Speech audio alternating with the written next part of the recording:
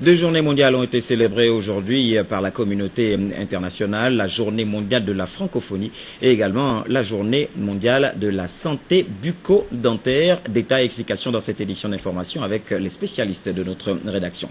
Et nous parlerons également de cette première journée d'études du CRAAL. C'est demain, il s'agit d'enseignement et de théâtre. Et d'ailleurs, nous recevrons sur ce plateau la coordonnatrice de cette journée, Marcel Ibinga, épouse Tita.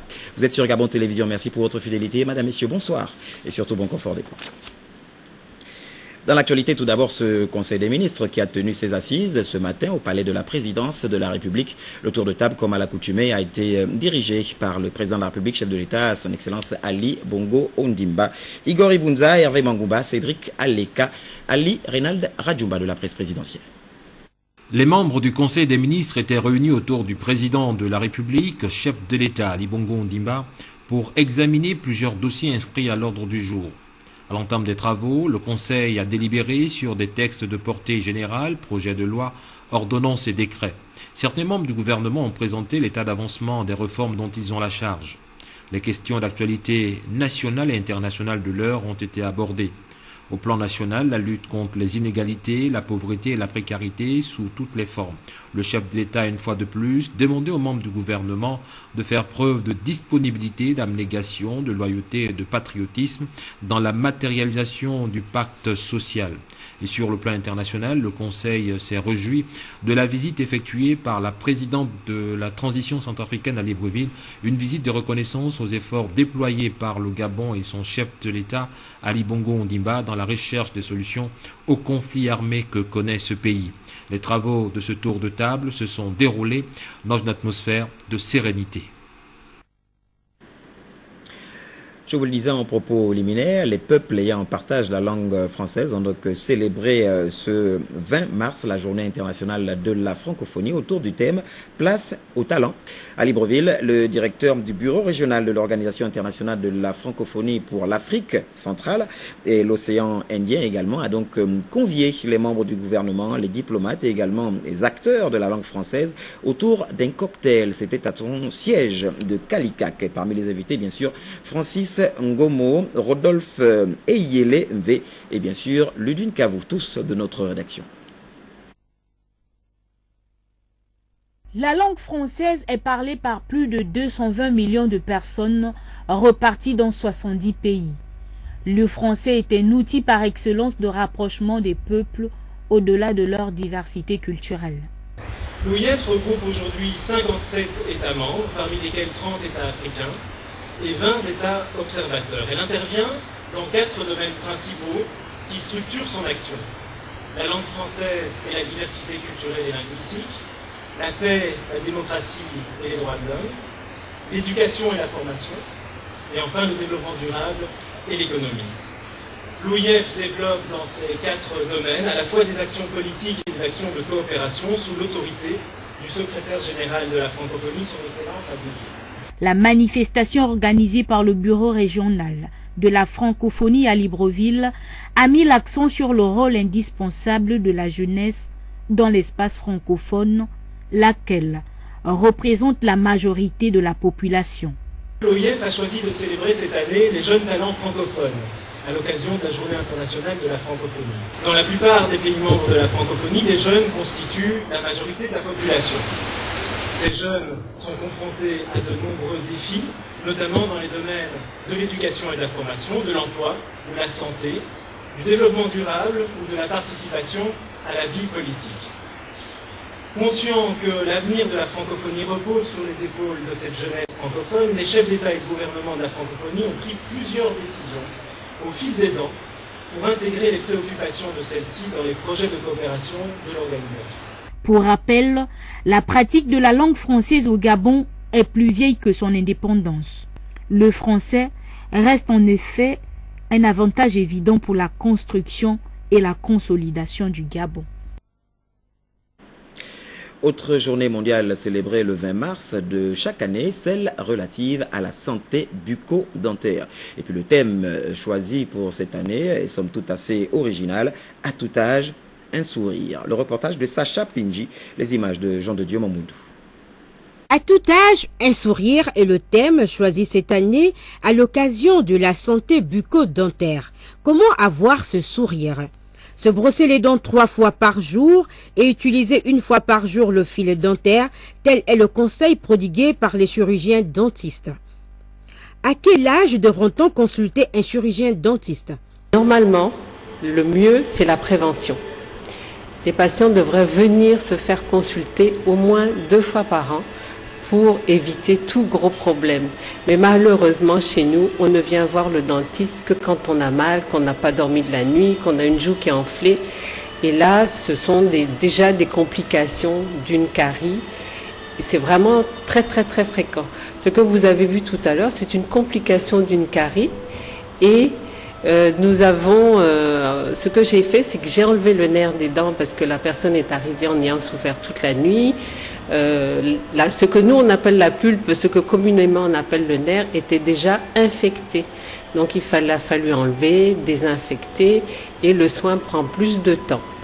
Nous avons sollicité aussi au niveau des associations quelques éminents enseignants pour nous instruire sur les dernières avancées scientifiques dans les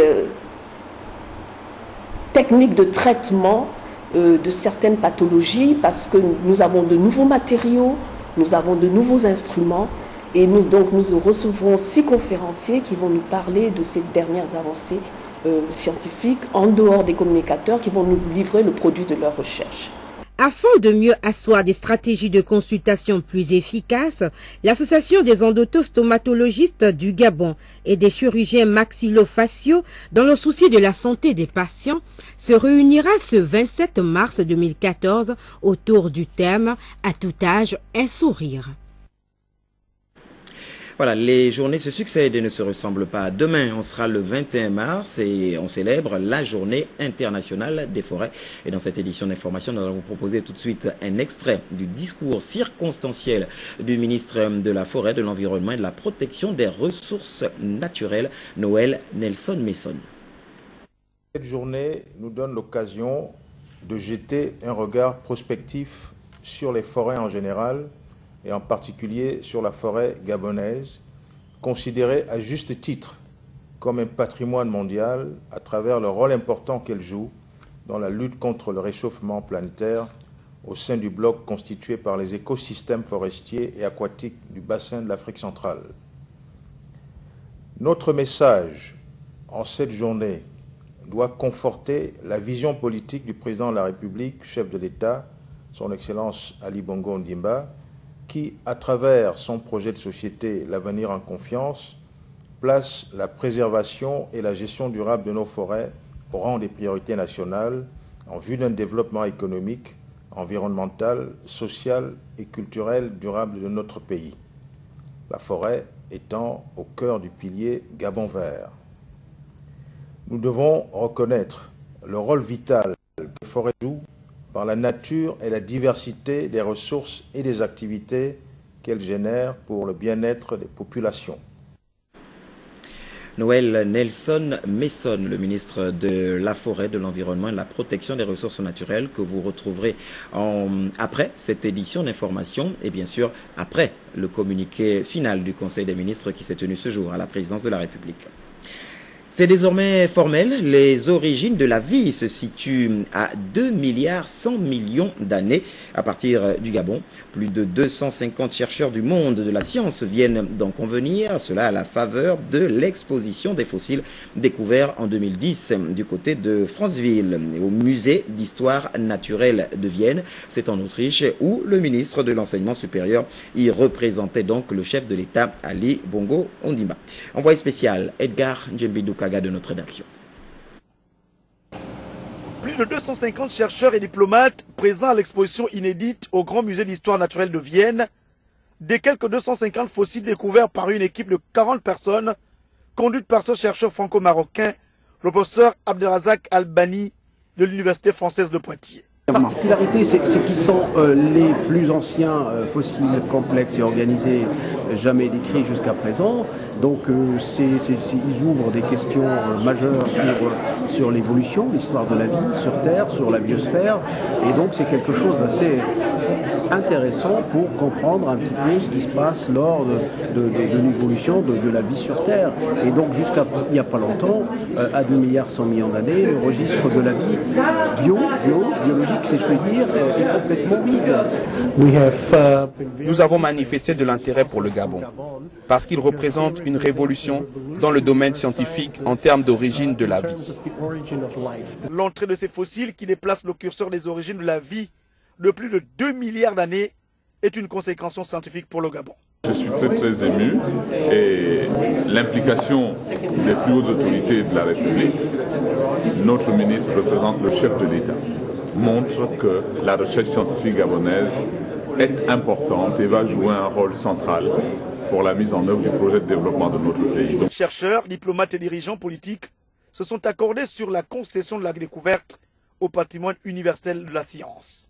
Au-delà de l'importance scientifique de la découverte, comme l'a dit le professeur Koeberl, il y a des tas de questions philosophiques qui sont soulevées. Ce pays, le Gabon, est décidément une terre de découverte exceptionnelle. C'est une bibliothèque pour l'histoire immémoriale de la planète, celle qui se chiffre en milliards d'années. Les fossiles du bassin francevillien dénommé Gabonianta, précieusement sécurisés, seront vus et étudiés par plus de 700 visiteurs annuels du musée d'histoire naturelle de Vienne en Autriche. Voilà, vous pouvez donc le retenir, il y a de quoi s'enorgueillir. Les origines de la vie se situeraient bel et bien à 2 milliards 100 millions d'années à partir du Gabon. Et pour s'accorder justement sur la fiabilité des analyses attestant de l'âge des fossiles découverts au Gabon notamment, eh bien le musée d'histoire naturelle de Vienne et l'université de Poitiers ont donc déroulé un plan de communication à l'adresse des chercheurs et étudiants venus de plusieurs pays. On retrouve notre envoyé spécial Edgar Njemidoukaga.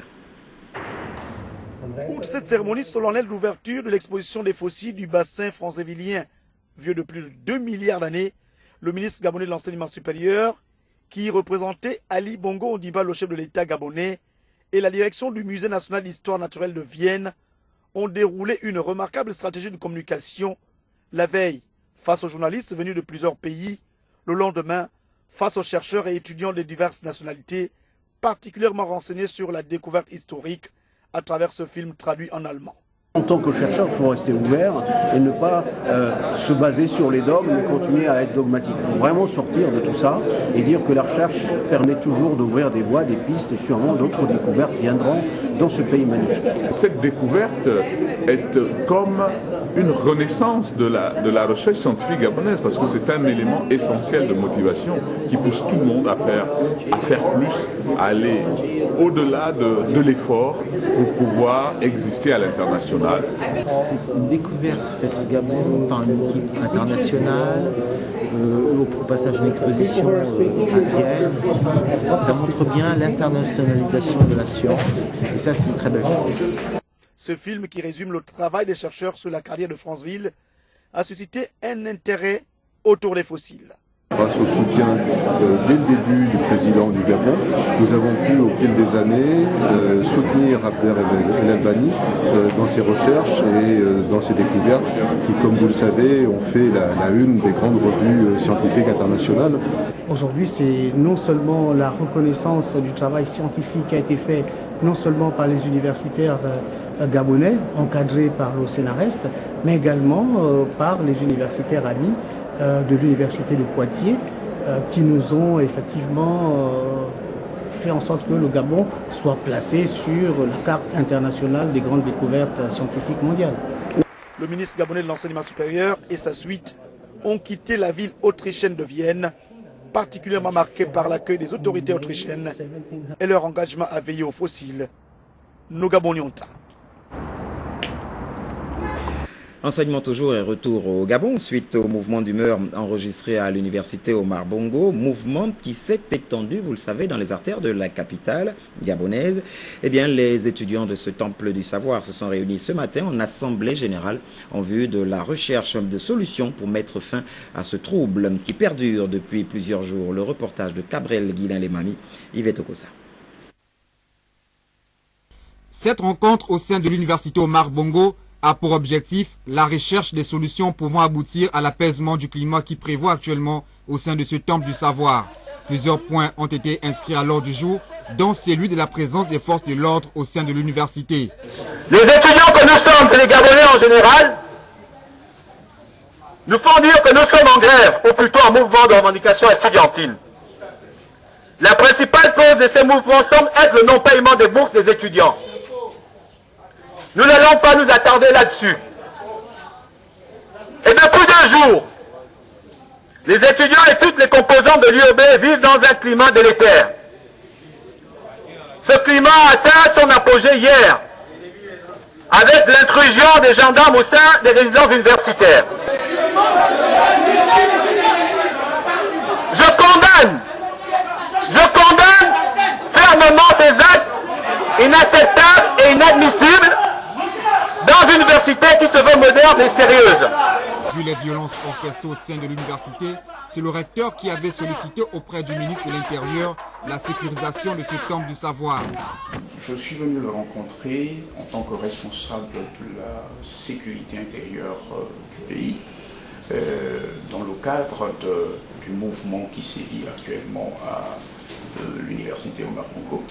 Il était important de venir lui faire le compte rendu pour que nous l'apprécions ensemble et savoir par quelles voies et moyens il faudrait résoudre cette question importante d'insécurité qui se développe depuis hier à l'université Omar Bongo et sur la voie publique.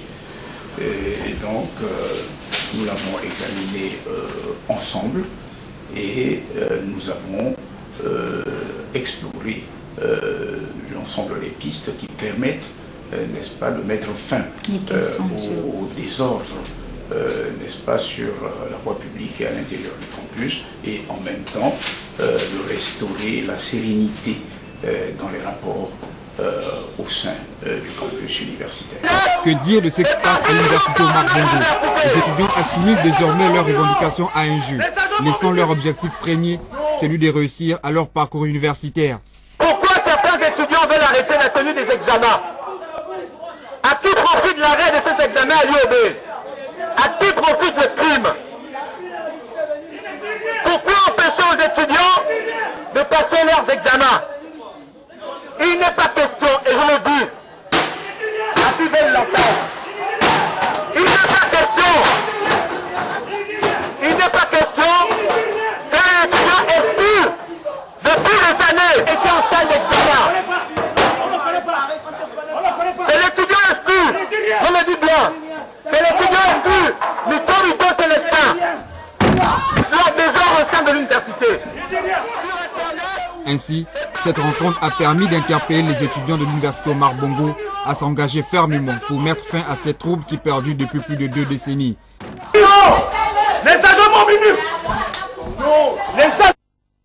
Voilà, c'est dommage ce genre de spectacle. Vivement en tout cas que la sérénité revienne en milieu estudiantin. L'avenir de la jeunesse est bien sûr en cause. On va parler cette fois-ci de la première journée d'études du CRAL. Et pour en parler, nous recevons sur ce plateau un invité ou une invitée. Il s'agit du docteur Marcel Ibinga, épouse Itita. Docteur, bonsoir. Alors, vous êtes donc la coordonnatrice de cette première journée. On parle donc première journée d'études du CRAL et c'est demain, c'est bien cela, à partir de demain. Alors, le CRAL pour nos téléspectateurs. Oui, le CRAL, c'est le centre de recherche appliqué aux arts et aux langues. D'accord. Alors, pour cette première journée, il y a un thème, enseignement et théâtre, pratique et perspective. Qu'est-ce à dire? Tout simplement parce que le théâtre fait partie des supports pédagogiques des enseignants de langue et des arts. Et donc, nous avons pensé qu'il fallait à un moment donné faire un break et faire un bilan sur ce support pédagogique qui a des vérités, qui a des vertus. Et il était important que les chercheurs, les enseignants-chercheurs Parce qu'il faut noter que la particularité de l'ENS, c'est que nous faisons deux types de recherche. Voilà. La recherche appliquée à l'éducation et la recherche dite fondamentale. D'accord. Et c'est dans cette perspective-là que nous avons voulu tenir cette journée. Et je ne l'ai pas précisé en vous présentant, vous êtes bel et bien enseignant-chercheur à l'ENS. Bien sûr, je suis enseignant-chercheur, j'ai un doctorat en études ibériques et latino-américaines. Option théâtre. Alors, première journée d'études du CRAL, on va dire, c'est un événement. Première, c'est seulement la première, pourquoi? Non, première parce que en fait, le CRAL fait partie des plus jeunes laboratoires de l'ENS, à peu près 3 ou 4 ans que ce laboratoire est né. Et c'est la première sortie, on va dire, vers l'opinion. D'accord.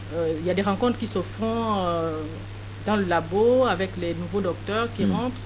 Il y a des petits séminaires qui se font à l'intérieur, mais nous avons voulu cette fois quand même partager nos recherches, nos problématiques avec surtout nos partenaires, surtout ceux de l'Institut pédagogique national, qui sont les décideurs des curricula. D'accord, histoire de donner une ampleur plus forte justement à ce que vous faites. Alors, et pour demain donc, ces premières journées, le contenu? Oui, nous avons organisé cette journée autour de 2 panels. Oui. Il y a le premier panel qui parlera du théâtre, de la relation enseignement-théâtre. Et nous avons pensé que ceux qui ne font pas forcément la recherche appliquée à l'éducation peuvent aussi intervenir.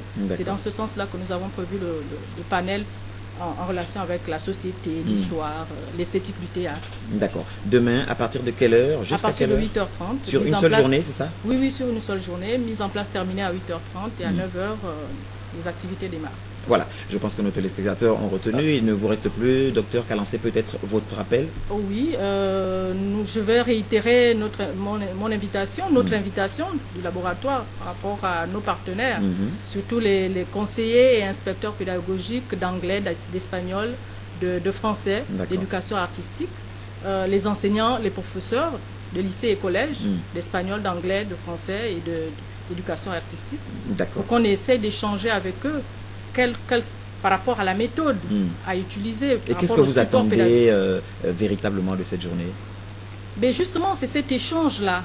Parce que le support pédagogique qu'est le théâtre, il est spécifique. Il n'est pas comme le roman ou la poésie. Normalement, ce support pédagogique est voué à être représenté, c'est-à-dire à être mis en scène. Alors, maintenant, vu sur cet angle-là, comment l'abordons-nous véritablement dans nos salles de classe, que ce soit au lycée ou au supérieur? Alors, c'est demain, mise en place terminée 8h30, vous avez dit, c'est sur place, c'est où? Sur place, à l'auditorium Tremblay de l'ENS. De l'ENS. Merci, docteur. Oui. J'aimerais profiter de cette tribune quand même pour remercier le ministre de l'Enseignement supérieur qui a bien voulu nous accompagner dans cette réflexion scientifique en nous apportant son aide.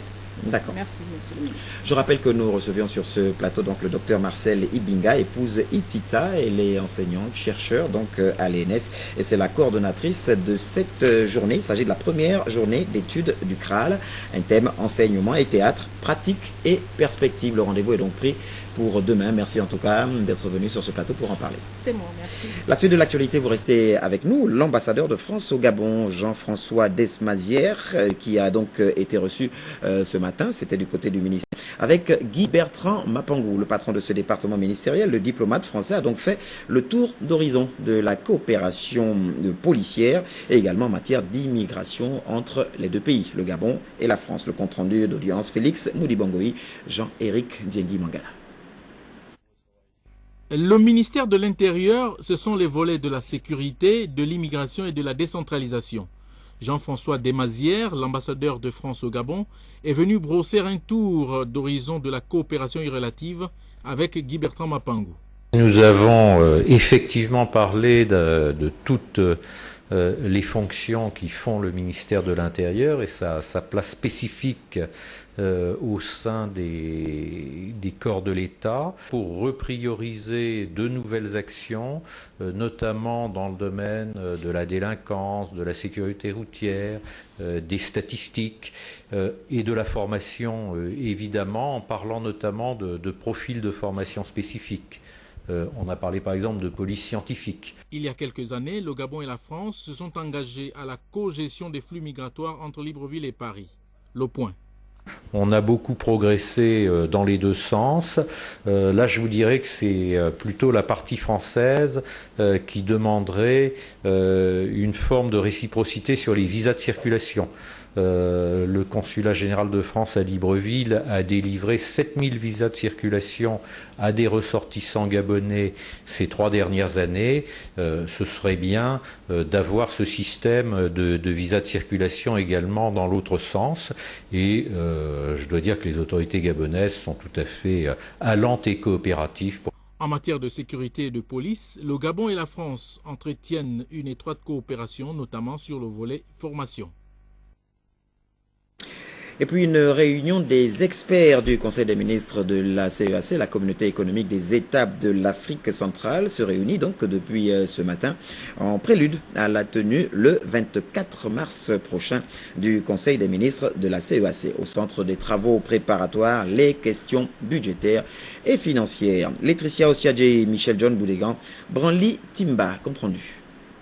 Composée par les experts des différents États de la communauté économique des États de l'Afrique centrale, CEAC, se réunit à Libreville.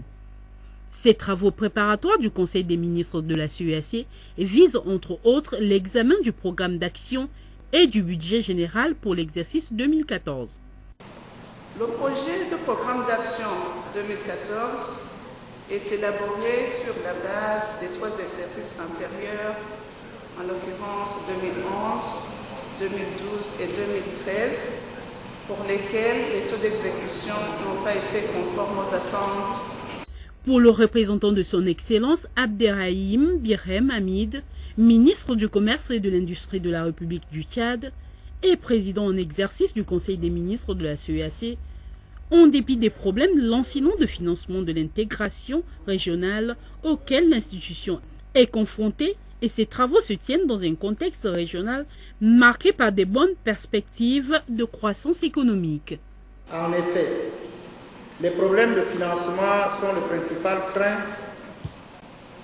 à l'intégration de notre communauté, car malgré les mesures prises par les instances pour améliorer le système de contribution des États membres, notamment à travers la contribution communautaire d'intégration, la CCI, force est de constater que les montants visés restent toujours en deçà des besoins budgétaires escomptés.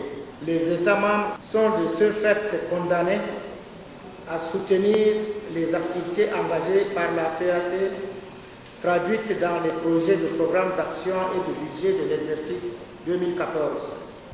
À noter qu'au cours de ces travaux, les experts auront également à examiner l'audit des comptes de l'exercice 2010 et le rapport du contrôleur financier pour les exercices 2012 et 2013. Les accords de principe techniques viennent donc d'être conclus et signés. Le Gabon et la Banque mondiale s'engagent donc à lutter contre la pauvreté à travers ces accords d'assistance fiscalo-douanier. La signature a eu lieu au ministère de l'économie. Yvo Yono. Le ministère de l'économie et de la prospective est désormais lié à la Banque mondiale sur la base d'un accord de service aux 3 axes stratégiques. On a signé 3 accords qui portent sur un appui à la gestion des finances publiques, un appui à la statistique et un appui à la fiscalité, la réforme fiscale qui s'inscrit dans le cadre de la réforme fiscalo-douanière qui est en train d'être menée par le pays. Donc ces 3 accords s'inscrivent, ces accords individuels qui s'inscrivent dans un plus gros cadre qu'on a signé avec la République gabonaise en octobre dernier, et ce soutien l'a porté sur 8 éléments.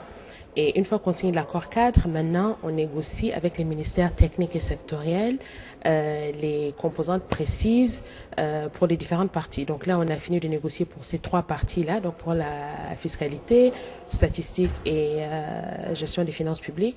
Et c'est ce que nous venons de signer ce matin. Pour la partie gabonaise, la signature de cet accord est d'une pertinence capitale, aux enjeux multiples. Nous avons accordé, du moins à notre pays, beaucoup d'exonérations fiscales.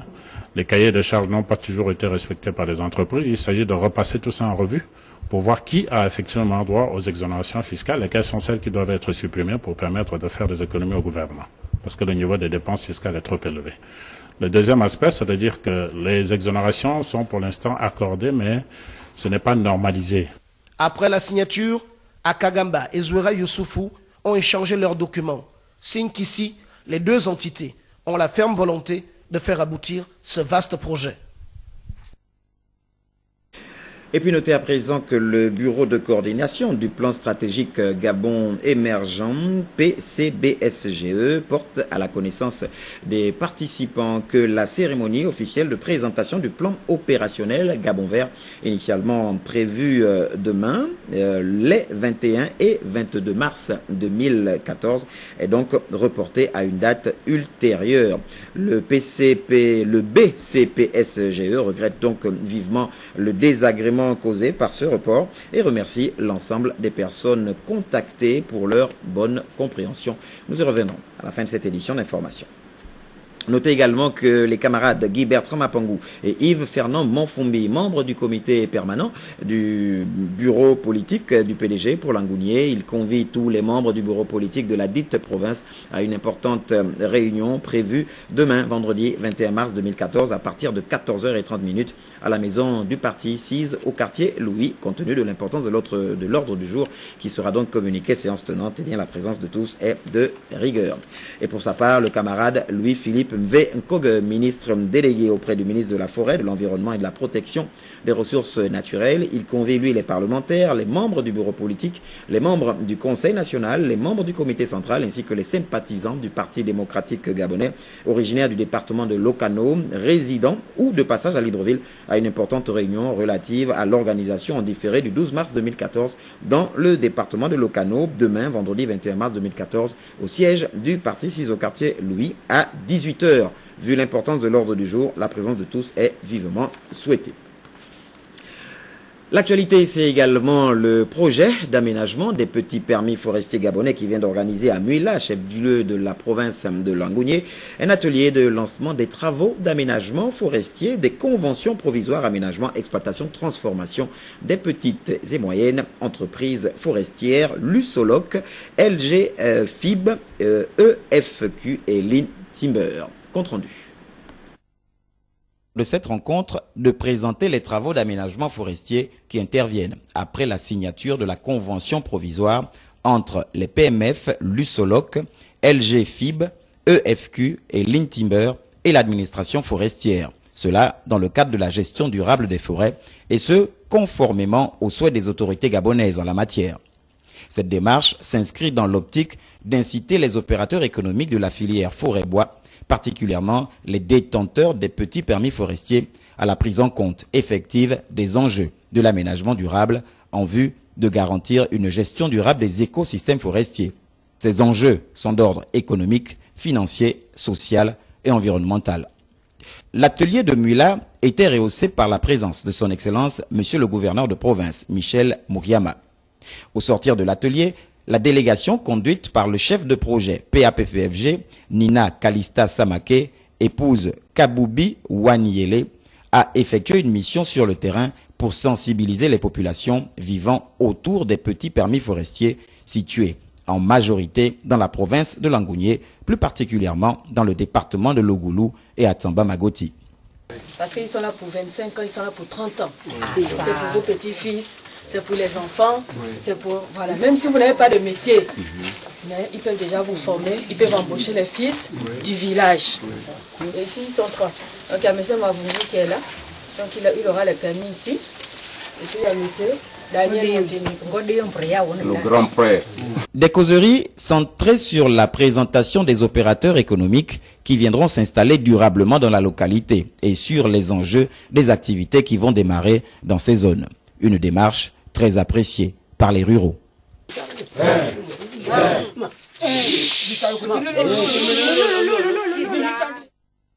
Voilà, la bénédiction des villageois est toujours importante. Quelles solutions ou quelles options pour les entreprises face au risque de défaillance d'un client? À l'heure de la promotion de l'entrepreneuriat, les PME, PMI et grandes entreprises ont donc été édifiées au cours d'une conférence animée par Asenco et la COFAS. Raissa Lormeza, Eric Kassa.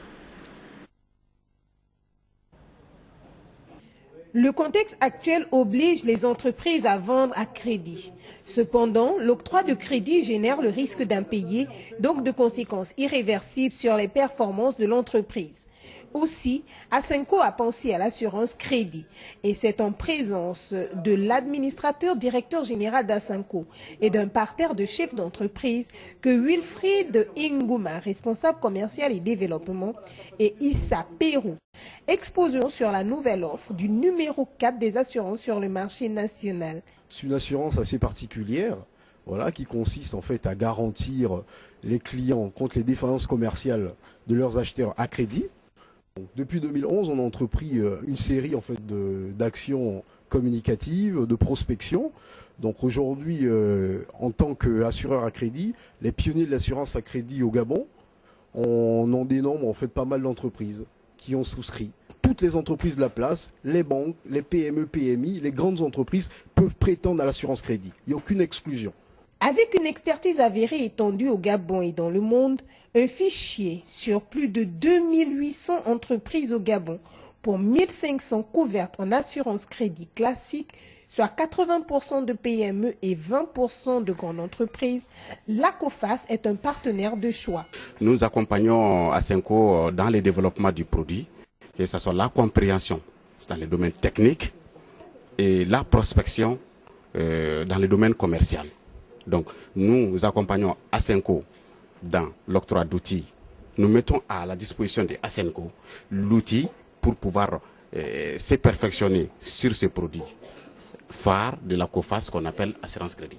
Pour l'administrateur directeur général d'Asenco, le produit présente toutes les garanties. Nous sommes convaincus que l'assurance crédit est un vecteur de croissance pour les entreprises, car la protection du poste client permet à l'entreprise d'être déchargée du recouvrement de ses créances et d'optimiser le taux de récupération des créances impayées en préservant sa trésorerie et sa rentabilité. Le jeu de questions-réponses a traduit l'intérêt manifeste de l'assistance au fait des réalités. Avant de nous séparer, je m'en vais vous rappeler que le bureau de coordination du plan stratégique Gabon émergent porte à la connaissance des participants que la cérémonie officielle de présentation du plan opérationnel Gabon vert, initialement prévue les 21 et 22 mars 2014, est donc reportée à une date ultérieure. Le bureau de coordination du plan stratégique Gabon émergent regrette vivement le désagrément causé par ce report et remercie l'ensemble des personnes contactées pour leur bonne compréhension. À la fin de cette édition d'information, le communiqué final du Conseil des ministres qui s'est tenu ce matin à la présidence de la République est dirigé par le chef de l'État, Ali Bongo Ondimba. Et après ce communiqué final, l'intégralité du discours circonstanciel de la Journée internationale des forêts, un discours lu par le ministre de la Forêt, de l'Environnement et de la Protection des ressources naturelles, Noël Nelson Messon. C'est une équipe dynamique qui m'aura accompagné tout au long de cette semaine. À la coordination, bien sûr, Paulin Siaki et Ndiengi Badinga Moine Djok. La caméra était assurée par Pierre Claverella Médarengeng. Brice Okan était au son. José Abaga Edzo à la lumière. Au nodal, Pierre Bikoukou à l'infographie. Chanel Ngwa Lefuga au VTR. Marie-Brigitte Madjinou Nzamba. Et puis, bien sûr, la supervision était assurée par Emmanuel Bécui. Et puis, la réalisation, Yannick François Ondo et Vung. Toute une équipe qui se joint à moi pour vous dire merci. Bonne suite des programmes sur Gabon Télévision. On se retrouve très prochainement. Même canal.